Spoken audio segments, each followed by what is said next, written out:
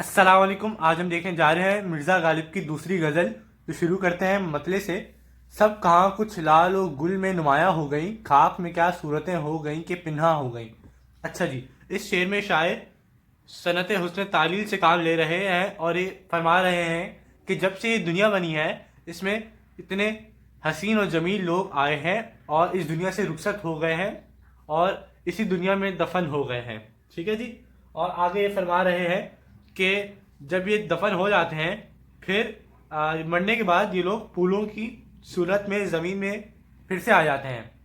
ان کا کہنے کا مقصد یہ ہے جو بھی پھول زمین سے اگ رہے ہیں وہ دراصل پھول نہیں ہیں، وہ سارے حسن و جمیل لوگ ہیں جن کو حسن ان کا مٹی اپنا ختم نہیں کر پائی. ٹھیک ہے جی. وہ زمین سے پھولوں کی شکل میں حسن کی نمائندگی کر رہے ہیں. اب چلتے ہیں دوسرے شعر کی طرف. یاد تھیں ہم کو بھی رنگا رنگ بز میں آرائیاں، اب مگر نقش و نگار تاکہ نسیاں ہو گئیں. اس میں بز کا مطلب ہوتا ہے محفل، نسیاں کا مطلب ہوتا ہے بھولنے کا مرض. اس میں شاعر کیا فرما رہے ہیں، اس میں مرزا غالب اپنی حالت بیان کرتے ہوئے کہہ رہے ہیں کہ ایک وقت ایسا تھا جب وہ ہر محفل کی جان ہوا کرتے تھے اور ان محفلوں کی جو یاد تھی ایک عرصے تک ان کو ستاتی رہیں.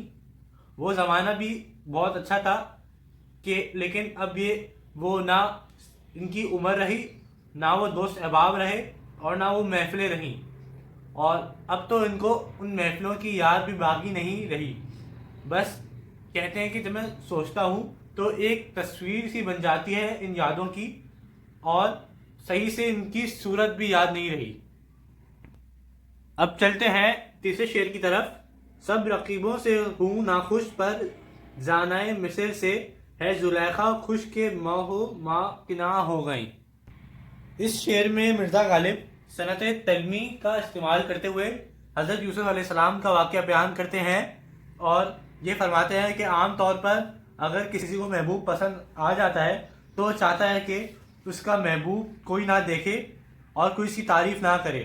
اسی طرح زلیخا اور جب حضرت یوسف علیہ السلام کی محبت میں گرفتار ہوئیں تو مصر کی عورتوں نے اس پر بہت اعتراض کیا اور اس کے جواب میں زلیخا نے ان تمام خواتین کو بلایا اور حضرت یوسف کو حکم دیا کہ سامنے سے ان کے گزریں، تو وہ تمام عورتوں نے اپنی انگلیاں بھی کاٹ دی. آپ سب جانتے ہیں واقعہ. تو اس بات پر وہ زلیخا بہت خوش ہوئی کہ یہی ہے کنعا وہاں کی ایک جگہ تھی. ٹھیک ہے، کنعا علاقے کا نام تھا. تو کہتی ہیں کہ یہ کنعا کا وہ چاند ہے جو سب کی محبت کے لائق ہے. اب چلتے ہیں چوتھے شعر کی طرف. جو ایک خوں آنکھوں سے بہنے دو کے ہے شام فراق، میں یہ سمجھوں گا کہ شمعیں دو فیروزہ ہو گئیں.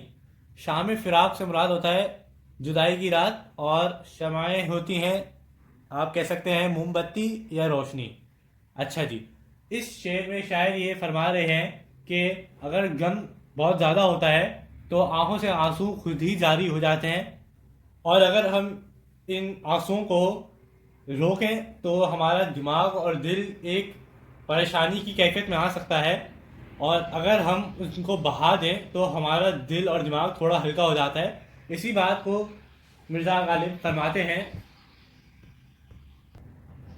کہ محبوب سے بچھڑ جانے کے بعد غم کی وجہ سے میری آنکھوں سے خون کے آنسو کی ندیاں بہہ رہی تھیں اور میرے دوست مجھے تسلی دینے آ رہے تھے، لیکن میں نے ان سے کہہ دیا کہ ان آنسوؤں کو بہنے دو اور میں ان کو روکنے کی کوشش نہیں کروں گا کیونکہ یہ مناسب نہیں. اور آگے کہتے ہیں کہ ان آنسوؤں کا بہہ جانا ہی بہتر ہے. اور آگے کہتے ہیں کہ میں اپنے آپ کو یہی کہہ کر بلا لوں گا کہ میری آنکھیں محبوب کے انتظار میں جلنے والی دو شمعیں ہیں، مطلب لائٹ سورس ہے، جو شام فراق مطلب جدائی کی رات میں اندھیرا دور کرنے کے لیے جلائی گئی ہیں. اب چلتے ہیں پانچویں شعر کی طرف. میں چمن میں کیا گیا گویا دبستان کھل گیا، بلبلیں سن کر میرے نالے غزل خواہ ہو گئیں.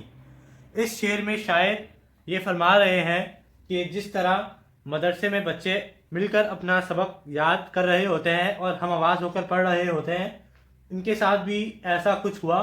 جب وہ پاک گئے تو وہاں کا پر بہار منظر دیکھ کر ان کو اپنے محبوب کی یاد آئی اور بے چین ہو کے ان کے دل سے آہ نکلی، اور اس آہ کو باغ میں موجود بلبلوں نے سنا تو ان سے برداشت نہیں ہو سکا، اور وہ شاعر کے ساتھ شامل ہو کر اس غم میں مبتلا ہو گئیں، اور ایسا لگا جیسے کہ وہ بھی کسی بے قراری اور بے چینی میں مبتلا ہیں، اور ایسا معلوم ہوا جیسے کہ کوئی باغ نہیں بلکہ ایک مدرسہ ہے جہاں سب ہم آواز ہو کر اپنا اپنا سبق دہرا رہے ہیں۔ اب چلتے ہیں ہم چھٹے شعر کی طرف۔ ہم موہد ہیں ہمارا کیش ہے ترک رسوم، ملتیں جب مٹ گئیں جائے ایمان ہو گئیں۔ اس شعر میں غالب کہتے ہیں کہ مختلف رسم رواج کو اپنا کر دنیا والے مختلف گروہوں اور قبیلوں میں بٹ کر رہ گئے ہیں، اور ان گروہوں اختلاف نے انسانوں کو الگ کر دیا ہے، ٹھیک ہے، لیکن ہم توحید پرست ہیں اور ہم نے معاشرتی رسوم و رواج کو ترک کر کے صرف اور صرف اللہ سے رشتہ جوڑنا ہے، ٹھیک ہے جی، اور انسان کو دنیاوی شناخت کے سارے حوالوں کو مٹا کر رب کے حضور میں حاضر ہونا ہے، اور رنگ نسل قبیلے سے ایمان حاصل نہیں ہوتا، ٹھیک ہے جی، اور رب کے حضور میں اپنی ہستی کو مٹا کر حاضر ہونا پڑتا ہے، تب ایمان کی دولت حاصل ہوتی ہے۔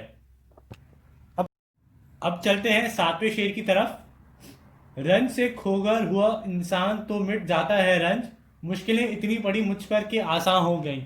اس شعر میں شاعر انسان کا بتا رہے ہیں کہ جب اس کو پہلی بار کوئی دکھ پہنچتا ہے تو وہ بہت بے چین ہوتا ہے، کیونکہ وہ اس کا عادی نہیں ہوتا، اور اس دکھ کو دیکھ کر وہ گھبرا جاتا ہے۔ مگر جب کسی انسان کو بار بار دکھوں اور غموں کا سامنا کرنا پڑتا ہے تو ایک وقت ایسا آ جاتا ہے کہ روتے روتے اس کی آنکھیں خشک ہو جاتی ہیں اور دکھوں کی تکلیف کا احساس بھی مٹ جاتا ہے، ٹھیک ہے جی۔